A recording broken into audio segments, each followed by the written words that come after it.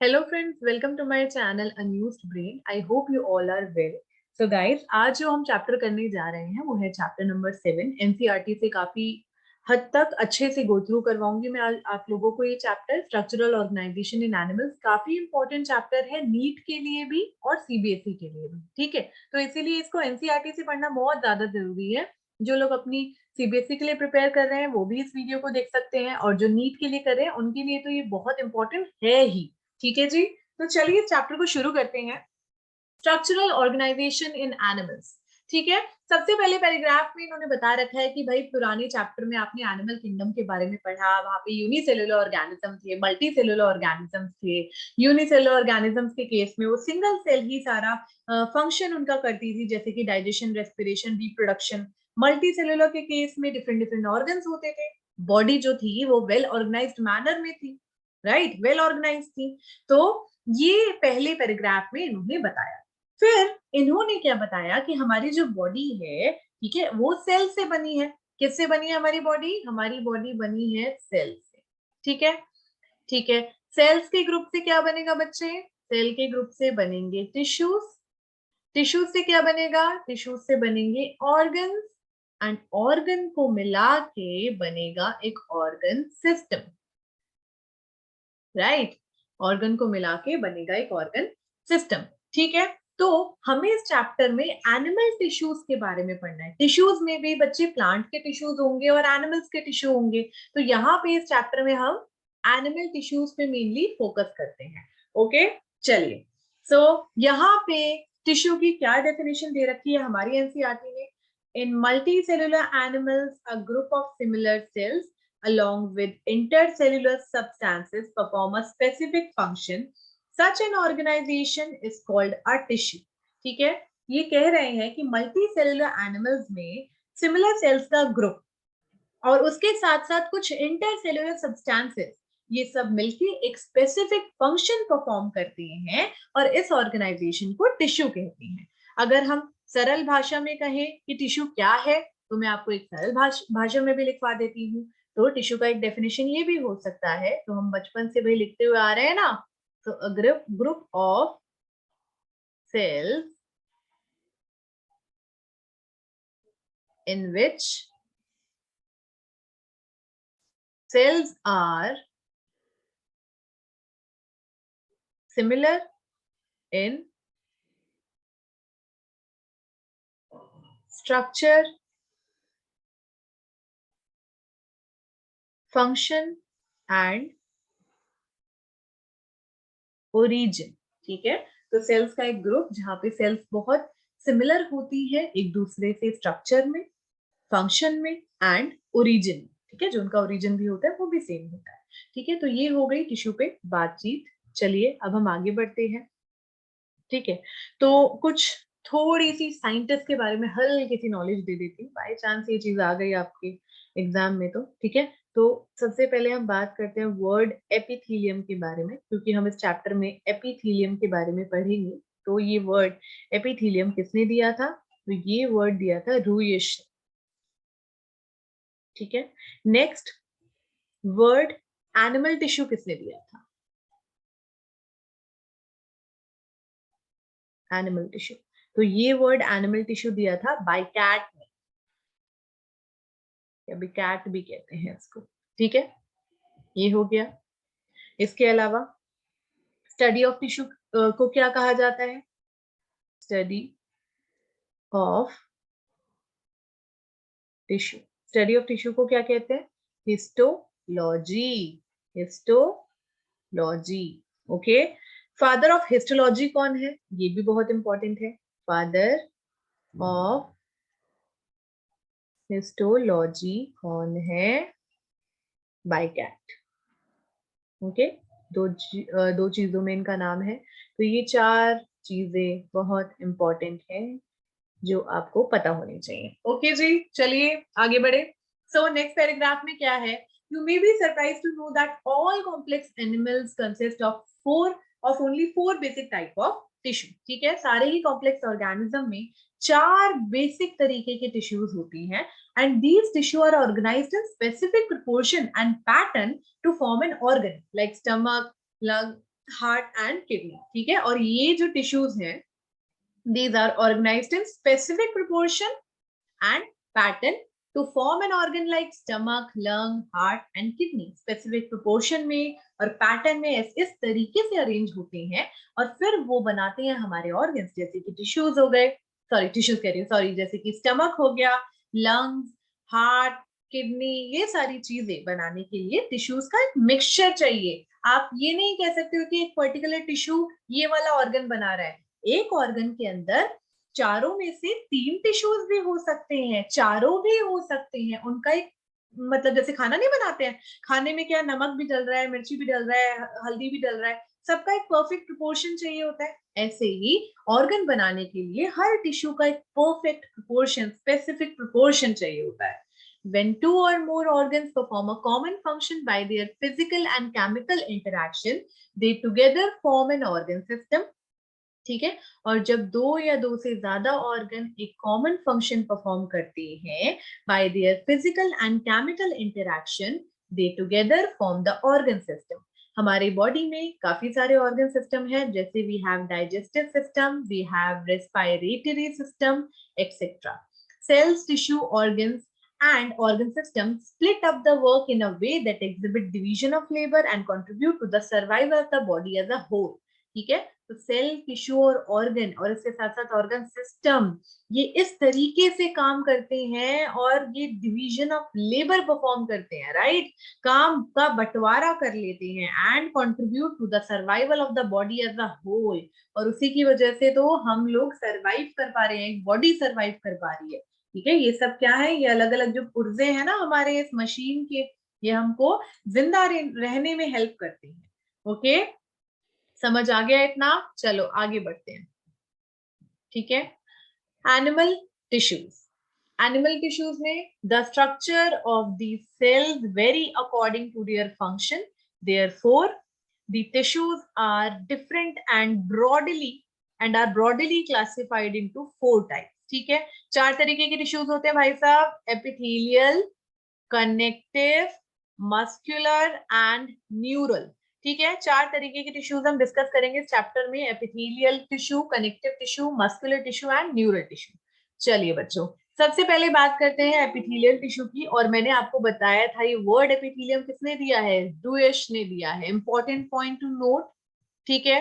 Epithelial tissue, we commonly refer to an epithelial tissue as epithelium। ठीक है। commonly epithelial tissue को हम क्या कहते हैं, epithelium कहते हैं। ओके, वर्ड एपिथीलिया से ये वर्ड आया है। ठीक है। और अगर मैं बात करूं एपिथीलियम की, तो इस वर्ड का मतलब क्या है, चलो मैं बताती हूँ। देखो बच्चे, एपी का मतलब होता है अबव, और थेलियम का मतलब होता है, या फिर हम कह सकते हैं थेलियोन का मतलब होता है ग्रोन। इसका मतलब है अबव ग्रोन। मतलब यहाँ पे ये जो एपिथेलियम है, ये किसी भी पर्टिकुलर चीज के ऊपर ग्रो होता है एज अ कवरिंग, तो इसीलिए इसको एपिथेलियन, ठीक है, एपिथेलियम या फिर एपिथेलियोन कहा गया है। क्लियर है? क्यों इसका नाम एपिथेलियम पड़ा? क्योंकि ये कवरिंग, कवर करता है, ऊपर ग्रो होता है। ठीक है। चलिए आगे क्या लिखा है, this tissue, let me take marker. This tissue has a free surface which faces either a body fluid or outside environment and thus provide a covering or a lining for some part of the body। ठीक है। ये जो tissue है इसका एक free surface होता है जो कि या तो बॉडी फ्लूइड को फेस कर रहा होगा या फिर आउटसाइड एनवायरनमेंट को फेस कर रहा होगा, तो ये कवरिंग की तरह, लाइनिंग की तरह बिहेव करता है। ठीक है। समझ आया? इसको बनाने वाली सेल्स का क्या नाम होगा, इसको बनाने वाली सेल्स का नाम होगा एपिथेलियल सेल्स। ओके। और एपिथेलियल सेल्स की जब ग्रुपिंग हो जाती है तो एपिथेलियल टिश्यू बन जाता है। क्लियर है? चलो अब बच्चे मैं आपको थोड़ा सा बताऊंगी इसके बारे में, हल्का सा और बताना चाहूंगी। ये देखो, तो हमारा जो एपिथेलियल सेल होता है किस तरीके का है, ये देखो। ऊपर we have this cellular part, इस टिश्यू में ऊपर की तरफ we have this cellular part, और नीचे की तरफ होता है बेसमेंट मेम्ब्रेन। ठीक है। So here we have cellular part और here we have basement membrane. ठीक है, ऊपर की तरफ सेल्यूलर पार्ट है और उसके जस्ट नीचे बेसमेंट मेम्ब्रेन है. ओके, ये समझ आ गया. सेल्यूलर पार्ट के बारे में बात करते हैं. तो जो सेल्यूलर पार्ट होता है ना बच्चे, सेल्यूलर पार्ट डिपेंड करता है, इसके जो टाइप है हमारे एपिथेलियल टिश्यू के, वो सेल्यूलर पार्ट पे ही डिपेंड करते हैं कि उसका शेप कैसा है ना, और साइटोप्लाज्म का उसके अंदर क्या अमाउंट है. ठीक है, तो सेल्यूलर पार्ट के जो टाइप्स हैं, या फिर हम कह सकते हैं एपिथेलियल टिश्यू के जो टाइप्स हैं, ये डिपेंड करता है कि किस तरीके का सेल्यूलर पार्ट है, सेल्यूलर पार्ट का शेप क्या है. सेल्यूलर पार्ट स्क्वेमोस भी हो सकता है, क्यूबॉइडल जैसा भी हो सकता है, कॉल्यूमनर भी हो सकता है. ठीक है, और बेसमेंट मेम्ब्रेन की अगर मैं बात करूं तो बेसमेंट मेम्ब्रेन भी दो पार्ट्स में डिवाइडेड है. First we have basal lamina. पहला जो इसका पार्ट है वो है बेसल लैमिना, और जो दूसरा है वो है fibrous lamina. Basal lamina and fibrous lamina. ठीक है, बेसल लैमिना कैसे बनता है? बेसल लैमिना एपिथेलियल सेल्स की सिक्रीशन से बनता है. जो एपिथेलियल सेल्स है ना, जो सेल्यूलर पार्ट है, उसके सिक्रीशन से बनेगा, सेल्यूलर पार्ट के सिक्रीशन से बनेगा बेसल लैमिना. ठीक है, समझ आ गया. और ये ग्लाइकोप्रोटीन का बना होता है, ग्लाइकोप्रोटीनेशियस है. इसके बाद fibrous lamina. Fibrous lamina underline connective tissue से बनता है. अब ये अंडरलाइन कनेक्टिव टिश्यू क्या है? मतलब जो जो कनेक्टिव टिश्यू उसको सप्लाई दे रहा है, उसके जो जस्ट नीचे है, उससे बनता है हमारा फाइब्रस लैमिना. अगर आपको ये नहीं समझ आया तो हम इस डायग्राम को हल्का सा देख लेते हैं. देखो, here we have this epithelium. ऊपर की तरफ सेल्यूलर पार्ट है, this is the cellular part we have. Okay, नीचे वी हैव बेसमेंट मेम्ब्रेन. ये देखो, नीचे we have basement membrane. Okay, basement membrane में दो पार्ट है, बेसल लैमिना और ये reticular lamina, also called it fibrous lamina. ठीक है बच्चों, तो बेसल लैमिना है, नीचे फाइब्रस लैमिना है. अब आप क्या देख रहे हो? यहाँ पे देख रहे हो कि जो बेसल लैमिना है, फाइब्रस लैमिना है, ये तो अंडरलाइन कनेक्टिव टिश्यू से बनता है. ओके, और ये जो बेसल लैमिना है, ये एपिथेलियम के सेलुलर पार्ट से बनता है. ये समझ आया? तो ऐसे बन जाती है बेसमेंट मेम्ब्रेन. और आपको पता है कि अंडरलाइन कनेक्टिव टिश्यू से ही उसको सप्लाई मिलेगा. ऊपर के सेल्यूलर पार्ट को ऐसे ही सप्लाई मिल रहा है, यहाँ से ही सप्लाई मिल रहा है. देख रहे हो आप नीचे क्या है? ब्लड वेसल्स हैं और नर्व्स हैं. नर्व का सप्लाई और ब्लड का सप्लाई नीचे से यहीं से मिलेगा. क्लियर है? ये वाला आपको डायग्राम अच्छे से समझ आ गया होगा, तो जिसमें आपको बेसमेंट मेम्ब्रेन बहुत अच्छे से क्लियर हो गया होगा. ओके, जिसको भी डाउट हो तो कमेंट सेक्शन में मुझे प्लीज लिख के भेजना. ठीक है, ताकि मैं आपकी डाउट समझ के क्लियर कर सकूं उनको. ठीक है, वो ज्यादा बेस्ट रहेगा. चलिए, अब हम आगे बात करते हैं टाइप ऑफ एपिथेलियल टिश्यू. ठीक है, और एनसीईआरटी में क्या और लिखा है? The cells are compactly packed with little intercellular matrix. ठीक है, बहुत कम इंटरसेल्युलर मैट्रिक्स के साथ सेल्स बहुत कॉम्पैक्टली पैक्ड हैं. ठीक है, आपस में बहुत पास पास हैं. And there are two type of epithelial tissue, namely simple epithelium and compound epithelium. तो मेनली दो तरीके के होते हैं, सिंपल एपिथेलियम और कंपाउंड एपिथेलियम. ठीक है, सिंपल एपिथेलियम और कंपाउंड एपिथेलियम. क्या फर्क है? जो सिंपल एपिथेलियम होता है, it is composed of a single layer of cells. Cell का सिंगल लेयर होता है इसमें. And functions as a lining for body cavity, duct और ट्यूब्स. ठीक है, डक्ट की, ट्यूब की, बॉडी कैविटी की लाइनिंग और उनकी कवरिंग में ये हेल्प करता है. जो सिंपल एपिथेलियम है, सिंगल लेयर है ऑब्वियसली.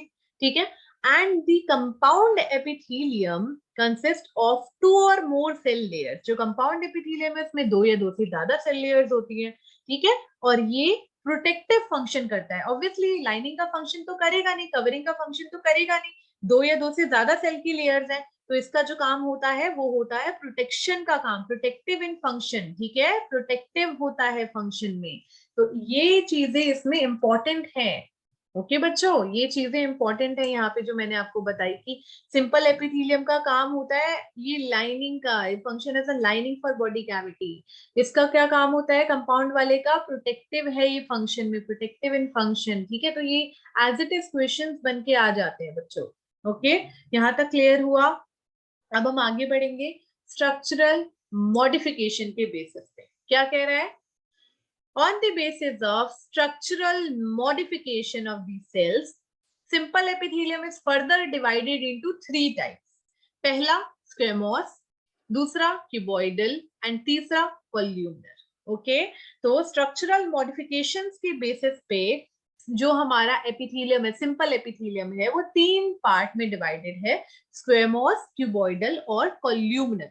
ठीक है, सिंपल स्क्वेमोस कहेंगे, सिंपल क्यूबॉइडल कहेंगे और सिंपल कोल्यूमनर कहेंगे। इसके अलावा एक और होता है which is called pseudo stratified, उसके बारे में भी डिस्कस मैं करूंगी आपसे। ओके, यहां तक समझ आया कि मॉडिफिकेशन के बेसिस पे कैसे डिवाइडेड है।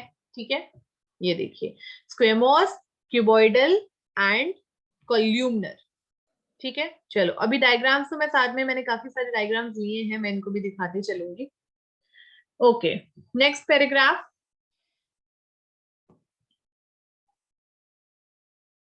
The squamous epithelium is made up of single thin layer of flattened cell with irregular boundaries. अब बच्चे यहाँ पे जो cells हैं, they are flattened and they have irregular boundaries.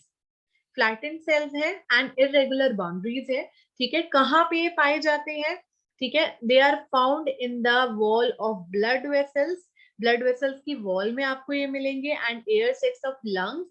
ठीक है, लंग्स के एल्वुलाई वाले एरिया में आपको मिलेंगे। ठीक है, एयर सैक्स में मिलेंगे और ट्यूब्स में भी मिल सकते हैं। ठीक है, तो ब्लड वेसल्स की वॉल में, ट्यूब्स में, लंग्स में जो ट्यूब्स होती हैं उसके अंदर, ठीक है, आपको मिलेंगे and are involve in function like forming a diffusion boundary. ठीक है, तो फंक्शन इंपॉर्टेंट है, यहाँ पे फंक्शन भी दे दिया है इन्होंने कि क्या बनाते हैं, they are forming a diffusion boundary. As it is उठ के आ सकता है, ये इंपॉर्टेंट है बच्चों।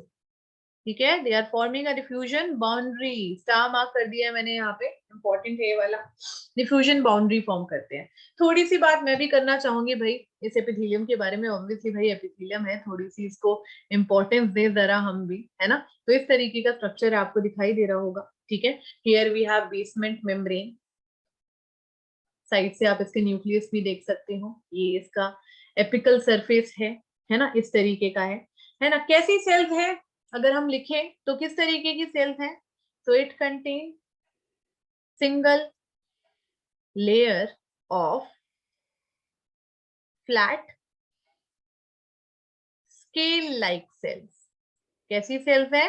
फ्लैट है और स्केल लाइक सेल्स है इसके केस में, विद इरेगुलर बाउंड्रीज,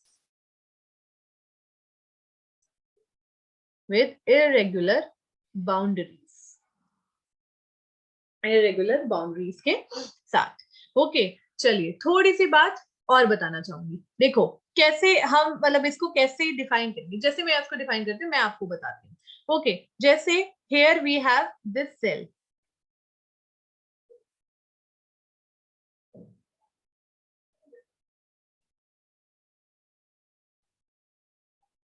ठीक है, ये एपिथेलियल टिश्यू है और ये सेल्स हैं, नीचे वी हैव बेसमेंट मेम्ब्रेन।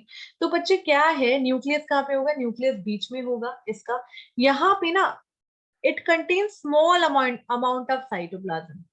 कैसा होता है साइटोप्लाज्म? बहुत कम अमाउंट में होता है साइटोप्लाज्म इस तरीके के टिश्यू में। तो बहुत कम अमाउंट में अगर साइटोप्लाज्म है, इसका मतलब क्या है कि ऑर्गेनल सेल के जो ऑर्गेनल होंगे वो भी कम अमाउंट में होंगे। तो less amount of cell organelles,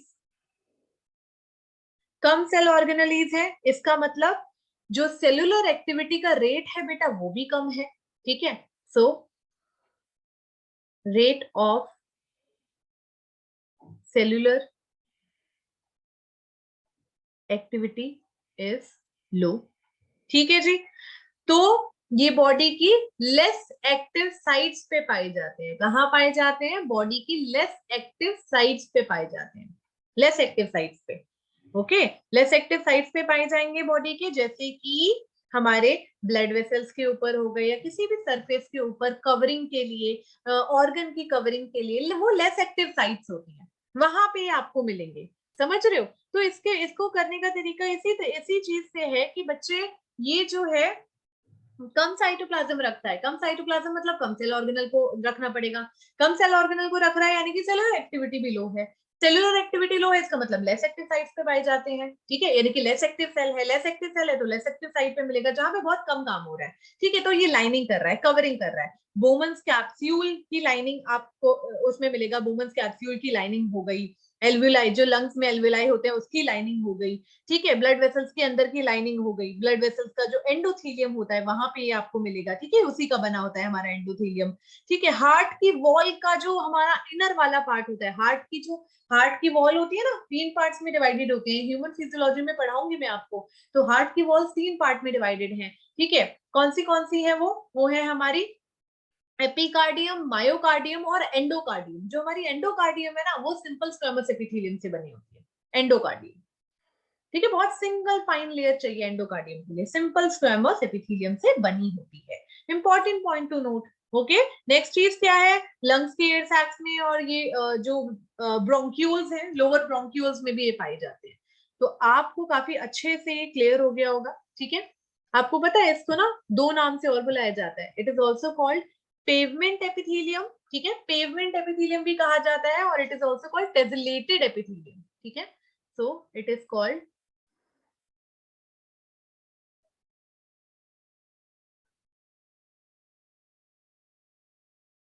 pavement epithelium or it is also called tessellated epithelium। ऐसा ऐसे क्यों बुलाया जाता है पेवमेंट एपिथेलियम, इसको इसलिए कहते हैं क्योंकि इसका अपीयरेंस जो होता है वो टाइल लाइक अपीयरेंस होता है, टाइल जैसे दिखते हैं। और इसको टेसलेटेड एपिथेलियम क्यों कहा जाता है, क्योंकि अगर आप दूर से इसको देखते हो तो ये थोड़ा वेवी अपीयर होते हैं, बिकॉज ऑफ इरेगुलर बाउंड्रीज, तो ये कैसे होते हैं, वेवी अपीयरेंस भी देते हैं, वेवी अपीयरेंस, इसलिए इसको टेसलेटेड एपिथेलियम भी कहा जाता है। तो ये 2 इंपॉर्टेंट नाम है, स्क्वेमोस एपिथेलियम फाइनली हो गया, यहाँ पे आगे बढ़ते हैं, simple squamous epithelium. Next, the cuboidal epithelium is composed of a single layer of cube like cells, ठीक है। क्यूबॉइडल एपिथेलियम का केस अगर हम देखें तो वहां पे सिंगल लेयर ऑफ सेल्स मिलेंगी, बट क्यूब लाइक सेल्स मिलती हैं, कैसी सेल्स मिलती हैं, क्यूब लाइक सेल्स होती हैं वहां पे, ठीक है, तो cells are cube like in shape, ठीक है, ये हो गया, and this is commonly found in duct of glands, ठीक है, ग्लैंड्स की डक्ट में आपको मिलेगा, and tubular part of nephron, nephron के, ठीक है, किडनी के अंदर नेफ्रॉन्स पाए जाते हैं ना, उसके ट्यूबुलर पार्ट में आपको ये मिलेगा, and its main function are secretion and absorption, इसका फंक्शन अलग है, इसका फंक्शन है सिक्रीशन करने का और एब्जॉर्प्शन करने का, इंपॉर्टेंट पॉइंट, तो इसका मेन फंक्शन है सिक्रीशन करने का और एब्जॉर्प्शन करने का। कहाँ कहाँ पाए जाते हैं बच्चे, ये पाए जाते हैं ग्लैंड्स की डक्ट में, और किडनी के, किडनी के अंदर जो नेफ्रॉन्स होते हैं उसके ट्यूबुलर पार्ट में आपको मिलेंगे। डन, एब्जॉर्प्शन में, सिक्रीशन में और एक्सक्रीशन में, उसमें हेल्प करते हैं। ओके, चलिए, और पता है आपको इसको ना जर्मिनल एपिथेलियम भी कहा जाता है।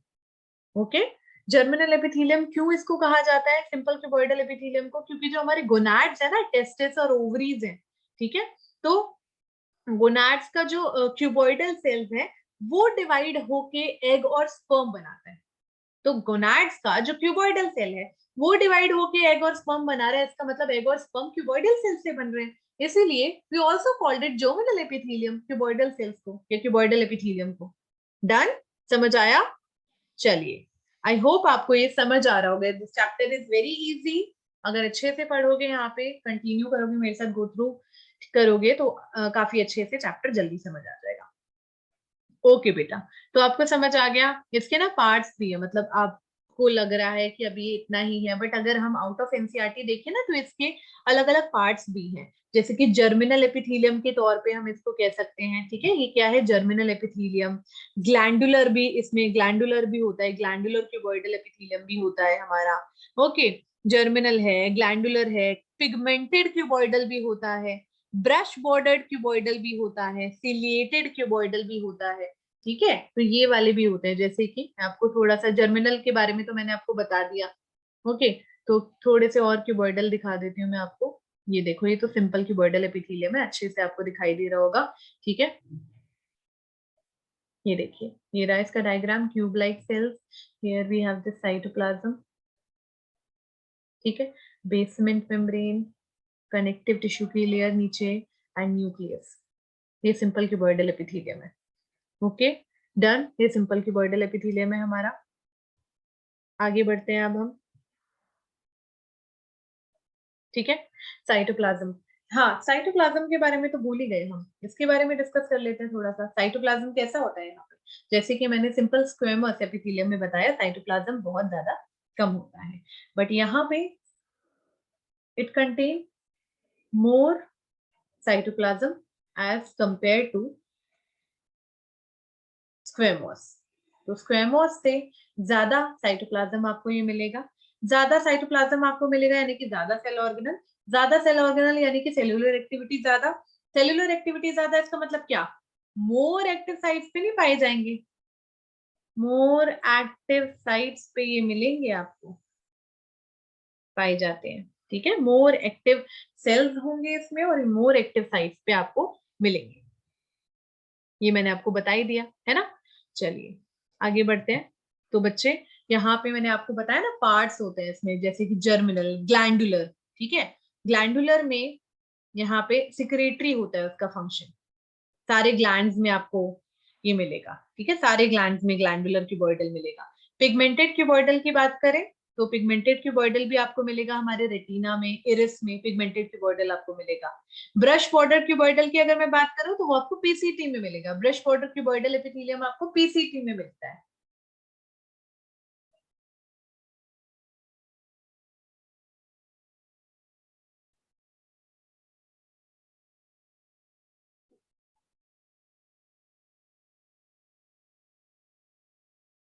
पीसीटी में। इसके अलावा सिलिएटेड क्यूबॉइडल भी होता है। सिलिएटेड क्यूबॉइडल भी होता है। ये आपको कहाँ मिलेगा? सिलिएटेड क्यूबॉइडल ये आपको मिलेगा नेफ्रॉन के नेक में। ठीक है, neck of nephrons and collecting duct.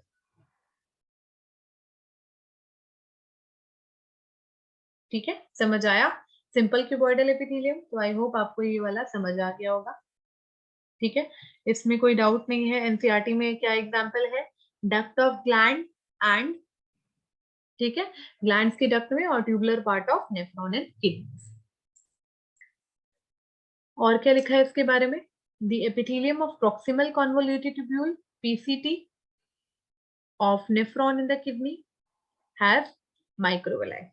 ठीक है, और इसने इसी में ये बात क्यों कही? क्योंकि देख रहे हो आप, पीसीटी में ही तो मिलता है। किडनी के पीसीटी में कौन सा वाला मिलता है?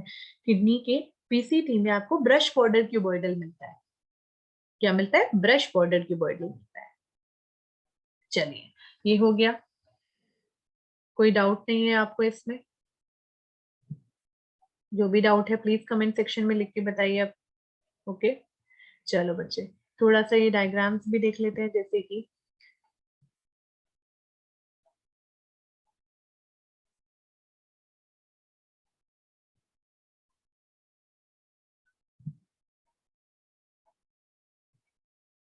ये देखो, ब्रश बॉर्डर क्यूबॉइडल दिखाई दे रहा है। ये रहा brush border cuboidal. This is brush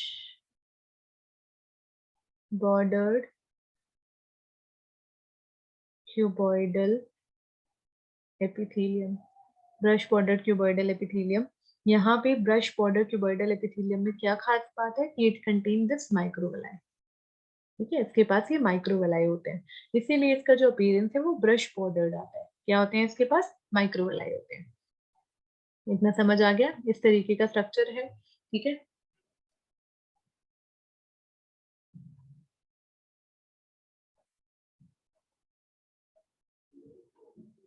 अब हम बात करते हैं कॉल्यूमिनर एपिथेलियम की। कॉल्यूमिनर, सिंपल कॉल्यूमिनर एपिथेलियम भी बहुत अच्छा है।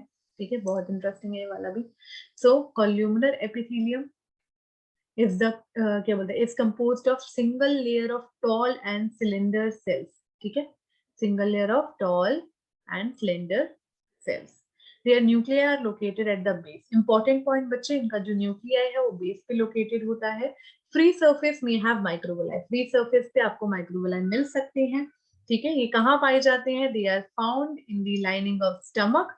स्टमक की लाइनिंग में और इंटेस्टाइन की लाइनिंग में, and it help in secretion and absorption. इनका भी सेम फंक्शन है, सिक्रीशन करने का और एब्जॉर्प्शन करने का। ये भी बहुत इंपॉर्टेंट पॉइंट है। ये क्या करते हैं, ये सिक्रीशन करते हैं और एब्जॉर्प्शन करते हैं। इफ द कोल्यूमनर और क्यूबॉइडल एपिथेलियम बियर सीलिया, ये बाद में पढ़ेंगे, ठीक है। तो कोल्यूमनर एपिथेलियम के बारे में देखते हैं।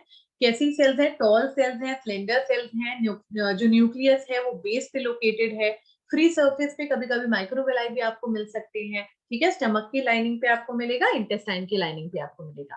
किसमें हेल्प करता है, सिक्रीशन में और एब्जॉर्प्शन में। तो ये रहा, देखो क्लियर है। और बेस पे न्यूक्लियस है, ये देखो ये न्यूक्लियस है इसका, बेस पे न्यूक्लियाई है ना। और कैसा है न्यूक्लियाई, न्यूक्लियाई है इलोंगेटेड, या फिर हम कह सकते हैं बेसल, बेसल न्यूक्लियाई है। Okay done. साइटोप्लाज्म कैसा होगा, it contains maximum amount of cytoplasm. तो जो इसका साइटोप्लाज्म होगा वो कैसा होगा, मैक्सिमम साइटोप्लाज्म होगा। कैसा साइटोप्लाज्म होगा, मैक्सिमम साइटोप्लाज्म होगा, ठीक है। साइटोप्लाज्म सबसे ज्यादा है, इसका मतलब ज्यादा सेल ऑर्गेनल, इसका मतलब ज्यादा सेलुलर एक्टिविटी। ज्यादा सेलुलर एक्टिविटी मतलब बॉडी के मोस्ट एक्टिव साइट्स पे पाए जाते हैं, मोस्ट एक्टिव साइट्स पे आपको मिलेंगे बॉडी के। ओके तो इस तरीके के होते हैं हमारे कॉल्यूमिनर। ओके ये वाले होते हैं हमारे कॉल्यूमिनर, यहाँ पे है ना कॉल्यूमनर, इस तरीके की पिलर लाइक शेप होता है, हम ये कह सकते हैं। और एक न्यूक्लियस होता है जो कि बेस पे आपको लगा होता है, ठीक है। एग्जाम्पल्स इसके क्या है, थोड़े से एग्जाम्पल्स में यहाँ पे इसके लिख देती हूँ, ठीक है। जैसे कि आपको बाइल डक्ट में मिलेगा, बाइल डक्ट में, ठीक है।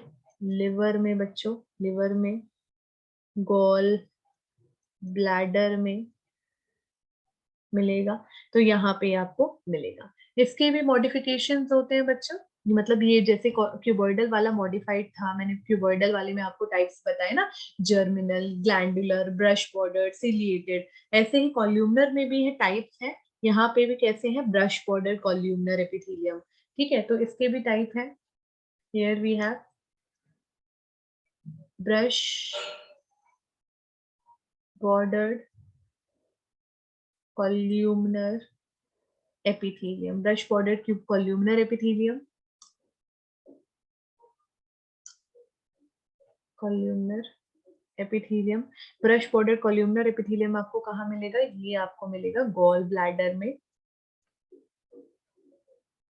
और इंटेस्टाइन में। कहाँ मिलेगा, गॉल ब्लैडर और इंटेस्टाइन, ठीक है। इसके अलावा स्ट्राइटेड columnar भी होते हैं, स्ट्राइटेड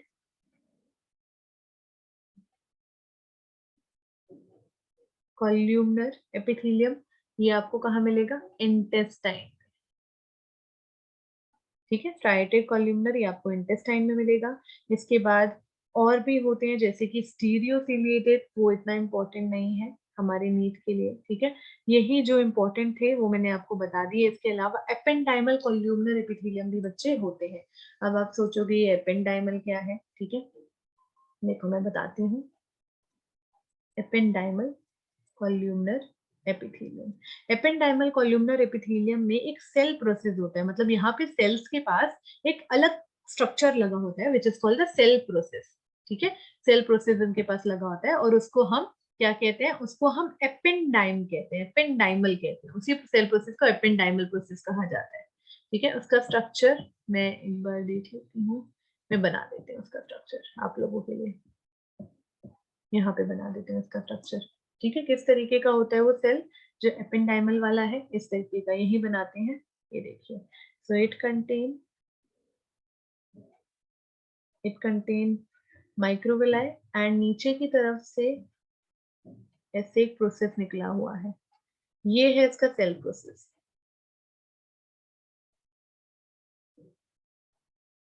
ये सेल प्रोसेस है, ठीक है। Here we have cilia, cilia, here we have microvilli. तो इसी के अंदर माइक्रोविलाई भी है, इसी के अंदर सीलिया भी है। ठीक है, ये आपको कहाँ मिलेगा? एपेंडाइमल कॉल्यूमिनर एपिथेलियम, ये आपको इस तरीके की सेल्स आपको ब्रेन में मिलेंगी। ब्रेन में यहाँ पे सीलिया का इंपॉर्टेंट फंक्शन है, ये सेरिब्रोस्पाइनल फ्लूइड की मूवमेंट में हेल्प करता है। और जो माइक्रोविलाई है, ठीक है, ये सीएसएफ को एब्जॉर्ब करने में हेल्प करता है, ये एब्जॉर्प्शन करता है सीएसएफ का। सेल प्रोसेस किस लिए होता है? सेल प्रोसेस न्यूट्रिएंट प्रोवाइड करता है।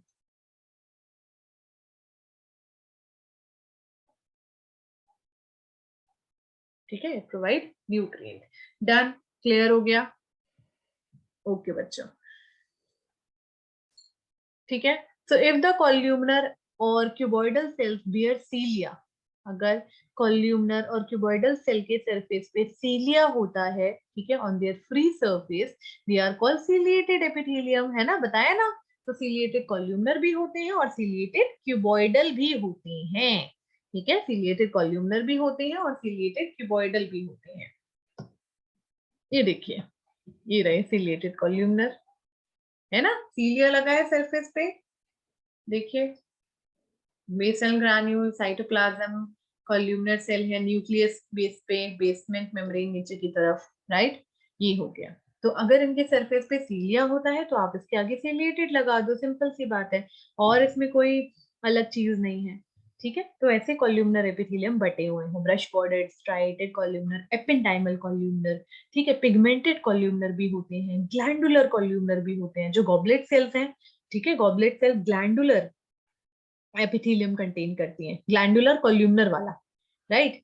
तो ये हो गया, डन।